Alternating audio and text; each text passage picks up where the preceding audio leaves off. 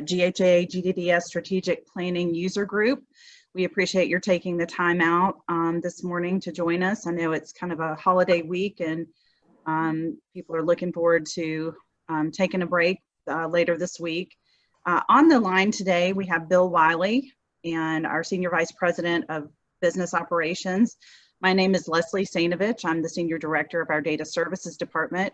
And we have joining us Stephanie Taylor, who is our Data and Analytics Specialist. Sharifa Navos is on much needed vacation this week, so we hope that she's taken some time to relax. So if you need anything in her absence, please don't hesitate to contact me or Bill, and we'll be happy to help you. I'm continuing to monitor the data submissions in Sharifa's place. So we'll go on and get started. This call is being recorded. Hopefully everyone can hear me okay. It is an interactive call, so feel free to take yourself off mute at any time to ask a question. Otherwise, if you would keep yourself on mute to avoid any background noise, would be appreciated. Today we're going to focus on, again, we keep kind of pounding this home, is the final 2019 data review before we close the final database at the end of this month and release the 2019 data in its final state, hopefully beginning to middle of August.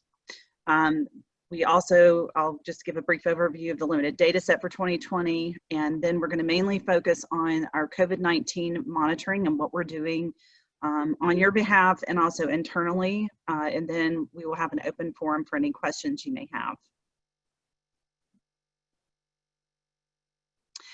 Quickly, just a quick overview for anyone who may be new.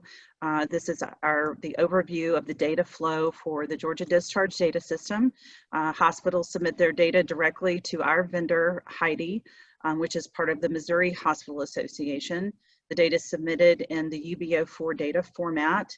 It is then processed by HIDE into our Georgia Discharge Data System, where many audits and edit checks and other codes are assigned to this data, such as geographical codes, the DRGs, there are other service line codes that are applied to the data.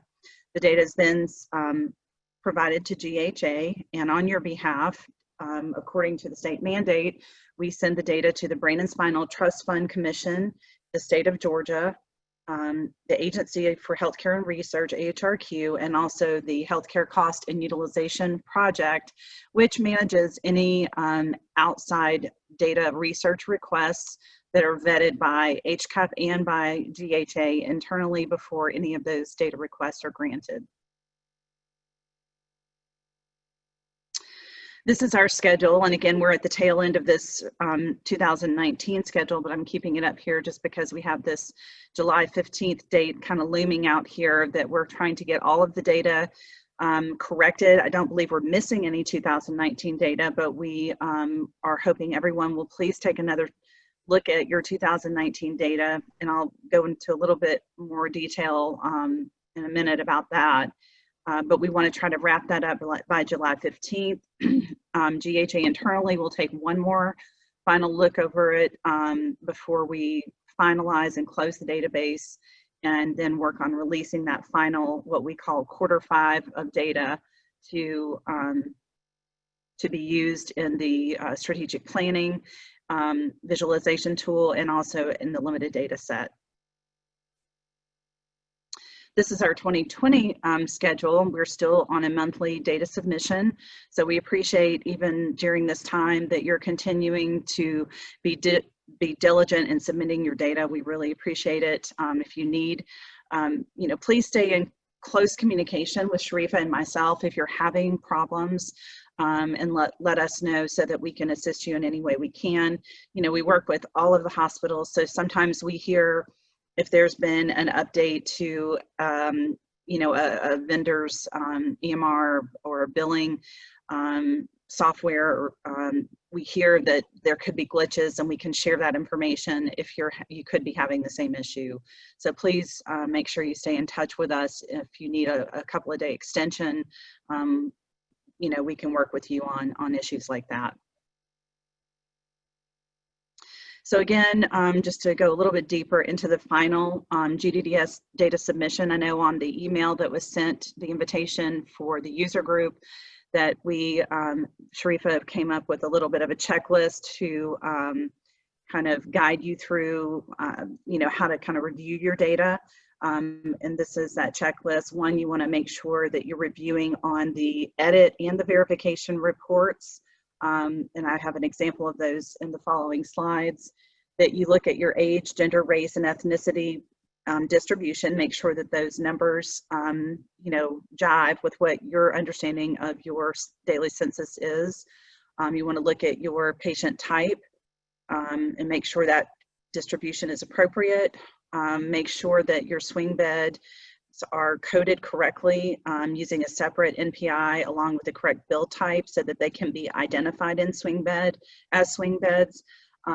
This is particularly important when we start looking at the readmissions data. We want to make sure that those swing beds are not being identified under the same NPI so that they're not counted as a readmission when they're maybe a patient is transferred from an inpatient bed to a swing bed.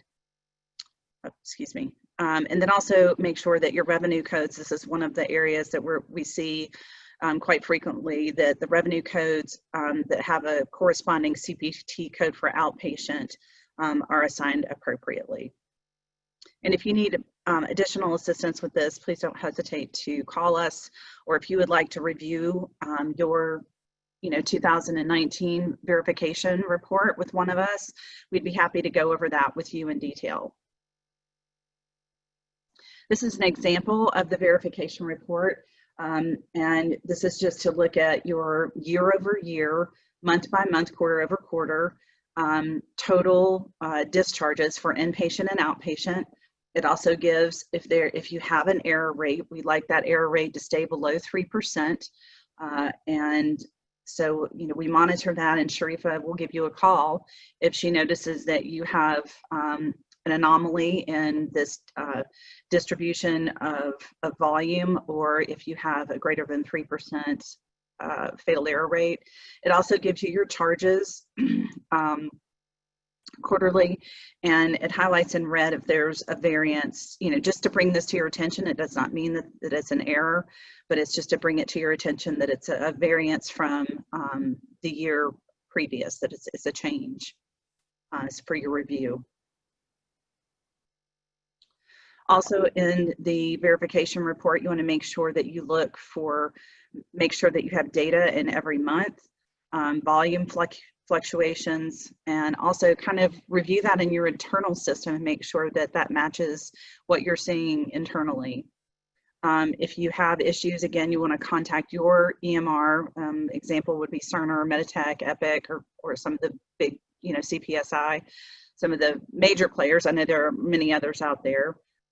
But don't hesitate to contact us if we can help you with some of that, because again, we've worked with other hospitals who may be having the same issue you are.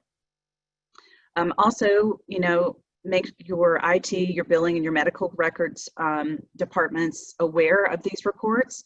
They can assist you in reviewing the verification report. You can certainly download that report. I believe it's about 14 pages, and distribute that to your team. It doesn't hurt to have more than one set of eyes looking at those reports, and also from a different viewpoint. So that can also, at the end of the year, really be helpful if you have a team looking at that verification report. The edit, you get an edit summary report each time you submit the data, emailed to you. Whoever submits that data receives an email, and that is just kind of a summary of error messages, and the number that are informational, the number that are fatal, and the number that are just warnings. The fatal ones are the ones we're most concerned with, and again, we want this fatal error rate to be under 3% if at all possible. And then when you log on to HeidiNet, you're able to access the edit detail report, which the first page is the summary, but the pages following will identify the specific patients that are causing the error. That information can't be emailed, obviously, because it contains PHI. I'm going to pause there. I've been talking a lot. Are there any questions, any comments before we move on? And also, I've got the chat box open if anybody feels more comfortable putting something in chat. All right, then we will move on. The 2020 limited data set is available. We sent everyone that's on this user group distribution list an email that it was available. And what that, if you're not familiar with what the limited data set is, it is a de-identified statewide patient level data release. It's released quarterly, so on a rolling quarter basis. So what we've released so far is just Q1 2020 because that's all we have available. The next release will include it will include a refreshed Q1 and Q2 set of the data to those that subscribe. This is a subscription only. It is an additional fee. And typically the users that subscribe to this data set have their own data department and kind of a larger platform in which to use their own analytic tools on the data set. If you have not sent me information and you're still interested in subscribing to the limited data set, what I need from you is I need the person who is authorized to sign to authorize this subscription for the limited data set, and then I need 2 other users that are authorized to download that data on a quarterly basis. We are doing this through DocuSign this year for the most part. There are a couple of people who still prefer the PDF, but that's why I need that information so I can send the DocuSign to the appropriate person. So if you have any other questions about that, please don't hesitate again to email or call me, and I'll be happy to discuss it with you. All right, moving into what we wanted to really mainly focus our call on is the GDDS data. Bill, do you want to talk with us any about how we're handling the payer codes? We talked about this last month, but I wanted to go over it again. Bill? Thanks, Leslie. Yeah, we'll go through this real quick. One of the things that we've been trying to obviously capture is anything related to COVID and the payment side of that. All of the hospitals submit their payers with all of the different classes that we have that are in there. And we've heard the quote COVID uninsured fund called a number of different things. We've heard it called the COVID fund. We heard it called the United Fund because United Healthcare does administer the claim. So we wanted to just have some consistency in that, but we also wanted to make sure that it was easier for you to do it. So we use an existing code for that you already had in your system. What Leslie, there were like 19 or 20 cases, so we knew it wasn't a largely used code, so that we could do it. So for your ease, any hospital that bills the fund under that payer code 95964 for the eligible diagnosis codes will just automatically be mapped to that particular payer upon your submission. So it should be very easy and seamless for you. You wouldn't have to make any changes to the extractions. We'll just use that existing, I forget what the code number was now, 92 or something like that, wasn't 342. Yeah. So we will map that HRSA code. It will automatically go to the quote other governmental HRSA code 342. That ironically, that's the migrant health program, but we have very little volume, and the migrant health program has been turned into the migrant health COVID-19, which what we're seeing now is that's a significant part of the population that is being affected. And February and March data can be submitted retrospectively. So It should be seamless. It's a code that's already in there. We will map it if that's there, or you can submit based on that code set number of 342. And then we'll be able to start doing reports back, and you can search from that perspective. Obviously, if it's paid by a commercial payer, it would show up that way. But this is all of the COVID claims should be paid if they're uninsured through this fund. So we want to make sure it was listed appropriately. So I'll take any questions on that from you if there are any.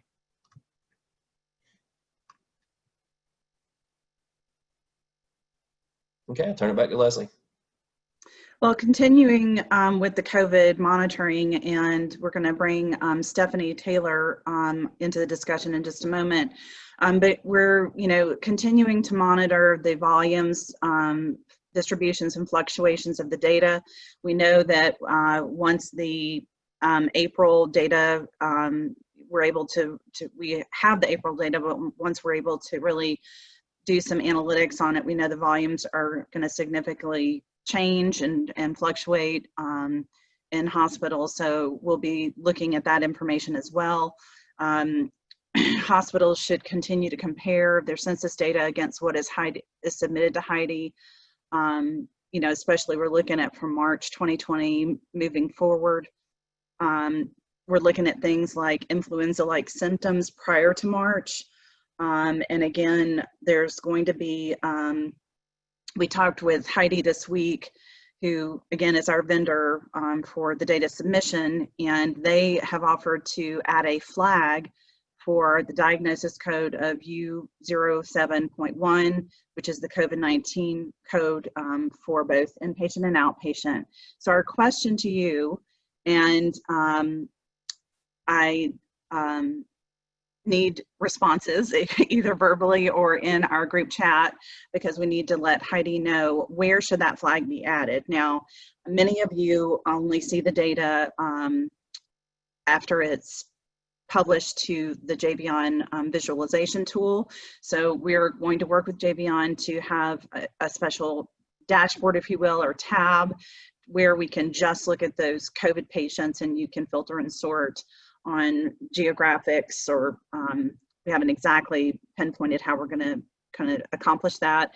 But from the limited data set user perspective, we need to know where you would like that flag inserted.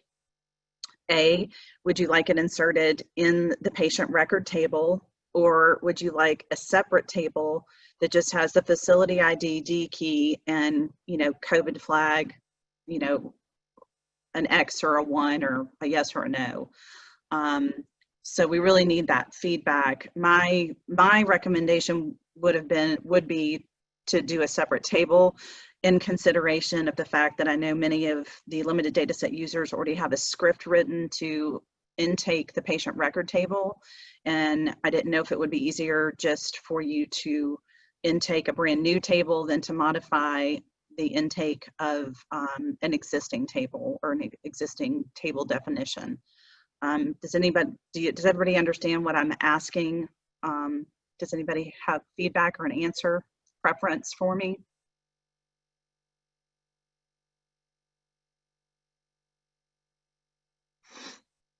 And they were going to be able to add this flag for the release of the Q2 data.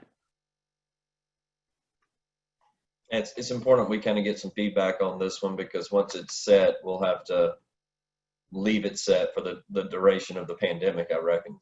Right, so, and that data will be available August for the Q2. So once somebody else has a script written, we don't want to start changing it release after release. So we want to do this on the front end. Well, we may not have any limited data set users on, so I'll be polling those as well, just so we can make sure we put it in a place that's most convenient for everyone. But do know that that's coming, not just for the limited data set users, but for everyone. For the visualization tool, we'll be utilizing that flag to have some kind of analytics available. Bill, do you have anything to add on that? No, I don't. That's a great summary. All right, now Stephanie, I'm really glad she's been able to join us. She typically has a conflicting meeting and hasn't been able to join us previously, but Stephanie Taylor is our data and analytics specialist, and she is an expert in, you know, turning and burning the data and turning it into meaningful dashboards and visualizations. And she's been providing GHA internally with some internal reports that we receive every day just to keep us informed on what's happening. And I'm going to let her share a couple of these screens, the next few screens. Stephanie, you're on mute. Yes, good morning, everybody. This shouldn't be too long of a presentation. Currently at GHA, we're following the trends with, throughout the state and also at the county level. So, this shows our total population counts of patients, from April going forward to yesterday, the most recent data available. As you could see, it was getting a little boring in June. Unfortunately, things have, patient levels have increased a little bit. But I hope with this report, we're able to track spikes and, see where our problem children might be, with hospitals that have the most cases. Leslie, could you go to the next slide, please? Here we go. This is one of our daily reports. We show the patient mix as well as how many patients we have, the COVID and PUI versus the total amount of other patients. And we are also tracking the top 25 hospitals for number of patients and, the percentage of beds that are available and what regions are most impacted currently with number of patients. And that's really it about that page. In our final page is tracking the bed availability throughout the state. And this shows, the green represents the, an increase in number of beds available. And obviously, as we go through, to red, it will, show areas that we have a very low bed rate of availability. And currently, we do have a lot of ER beds available. The critical bedded situation is looking a little questionable at this point. So we may deep dive into that and see what the needs are around the state. And if anybody has any questions, I'll be happy to take them. This has been very helpful for us internally to identify hot spots before they really flare up, and we can figure out what's going on with the hospitals.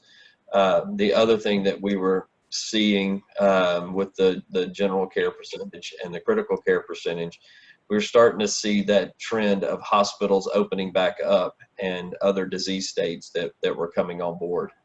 That's been another thing that we've been looking at internally now that we've got the March data to see what diagnoses and what procedures that are at a normal rate have fallen off. Cancer, obviously surgeries, the diabetes, endocrinology. What else were we looking at? Cardiology, some of the procedures, those things that just have a normal prevalence in the population that were not being taken care of because folks weren't coming to the hospitals and they were just treating their COVID. So these dashboards, when you see the raw data on a daily basis, everything starts to kind of blend together. So having these dashboards has really been able to allow us to pick up hot spots and trends kind of before they've happened. And then with the recent addition of the number of hospitals most hardest hit, we've been able to see geographies pop up quicker than what we thought previously. So it's been very helpful internally.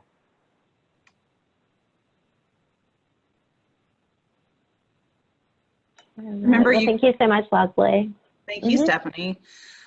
Remember, you can unmute yourself just by kind of hovering over your phone line on your computer, and you can unmute yourself if you have any feedback or questions.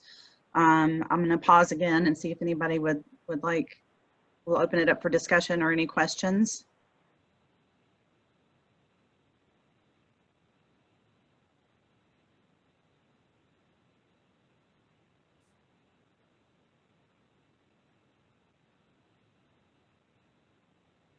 All right, seeing none, we will move on. And that really brings us just to the end of our topics today that we had. Our next meeting is on August the 5th. We won't prolong our meeting today unless anyone has anything else they would like to discuss. Remember that you can always contact us and go on the GHA website for any forms or documents that you need to add users. Under the GHA Data Services tab, there's the user authorization for both the readmissions tool and our visualization tool. We have had more activity recently in getting new users on. You can have as many users on the visualization tool as you would like, and we would encourage you to utilize that tool. And also, if you would like help or a demonstration for you or your team, Sharifa and I would be glad to jump on a Zoom call with you and walk you through how to navigate the visualization tool and also the readmissions tool if you're interested. Both of those tools are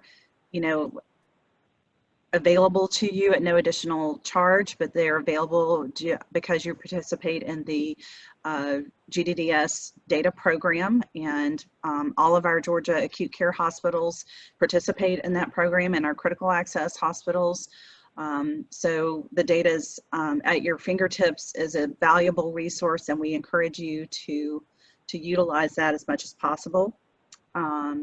I have nothing else to add. Bill, Stephanie, do you have anything else? Just hope y'all all are able to kind of get away for the weekend and be safe. It sounds like some of the gatherings are part of the reason that we've got a little bit of an uptick over the last couple of weeks. So, please enjoy the weekend, but please keep your safety in mind as well. Mm-hmm. Yeah, Thank happy you. 4th of July. Happy 4th of July. Here's our contact information, and I've added Stephanie's information here as well. If you need us for anything, please don't hesitate to call. We are working remotely, but all of our phones from the office are forwarded to our mobile phones, so we will pick up if we are able to. So please stay in touch and don't hesitate to contact us if you need anything. Take care and be safe. This will conclude our call. Thank y'all.